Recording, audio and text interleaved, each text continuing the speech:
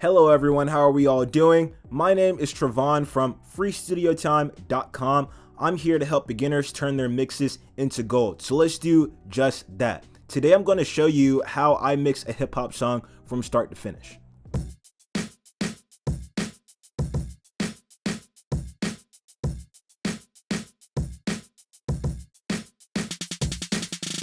So let me show you how I mix a hip hop song from start to finish. I'm just gonna do a step-by-step to help you understand everything just a little bit better.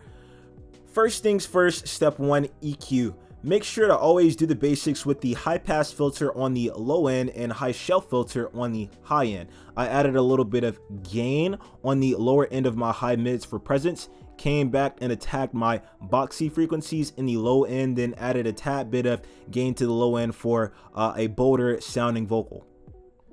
Next thing I would normally do, which would be our step 2, is use parallel compression to thicken my voice in this crazy instrumental. For my dry signal, I use the CLA2A with subtle adjustments, and on the wet side, I'll normally use an 1176 for harsher compression that really attacks the dynamics, so I can ensure I'm only getting the thickness to enhance my main vocals from that wet side. But on this specific track, I used dual compression with the same compressors, the CLA2A and the CLA76, and I kind of just played around with the dynamics to ensure that I'm still getting a full, nice and balanced sound without taking too much away from the vocals. Really nice.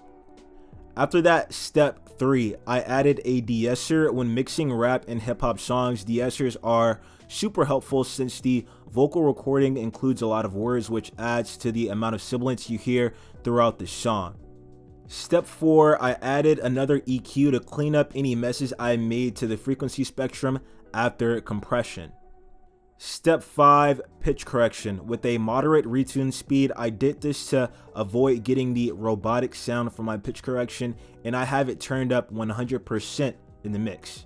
Step 6, special effects. I didn't do this for this song, but normally I'd add 2 delays, one being shorter and the other long. I cut the frequencies by about 20% on both delays so they don't clash with the frequencies in my vocals. After that, I turn them both up in the mix until they fit perfectly.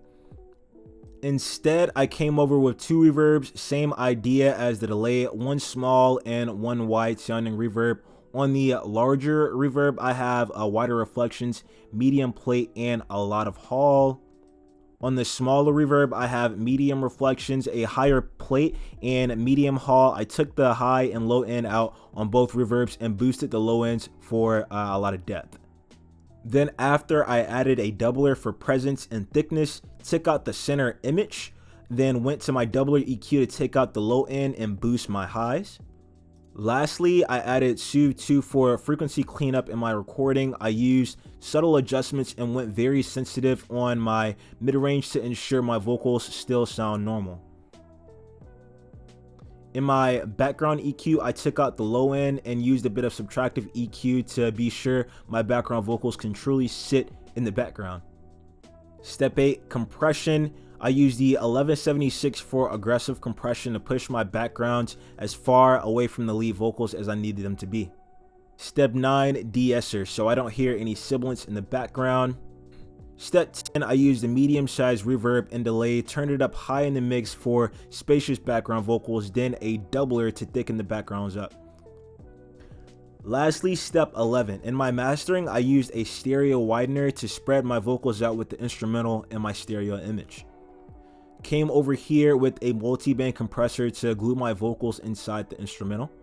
Next thing I did was add an exciter to give my frequency ranges, light distortion, and some clarity inside this master track.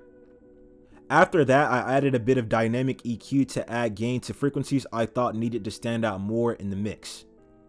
Lastly, I added a maximizer and limiter for tone shaping and loudness. Another thing I did, but a lot of people don't do, was add reverb to the master track. This is a very light sounding reverb. I turned it down to about 4% in the mix, and I mainly did this to reinforce that glued aspect of the master track. I used that spacious effect of reverb to kind of glue my vocals and the instrumental track together. I want this thing to sound really close together.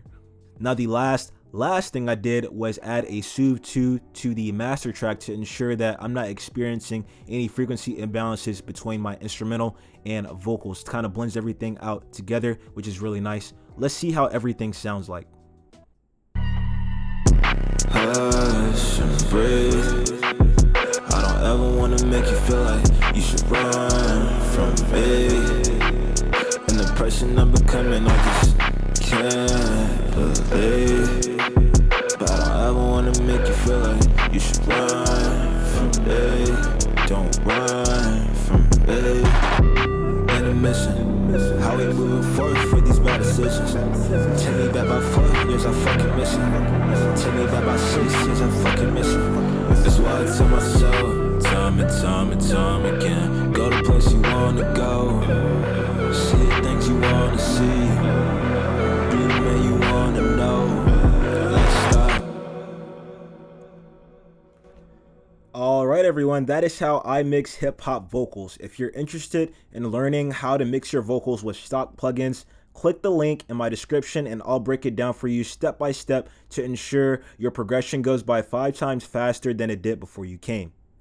If you got a lot of value out of this video, hit like and subscribe. I'll catch you all on the flip side.